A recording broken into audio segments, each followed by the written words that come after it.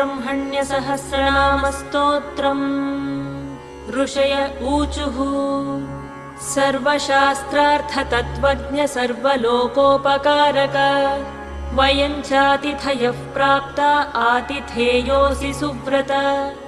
ज्ञानदानेन संसारसागरात्तारयस्व नः कलौ कलुषचित्ताये नराः पापरताः सदा। केन स्तोत्रेण मुच्यन्ते सर्वपातकबन्धनैः इष्टसिद्धिकरं पुण्यं दुःखदारिद्र्यनाशनम्। सर्वरोगहरं स्तोत्रं सूतनो वक्तुमर्हसि।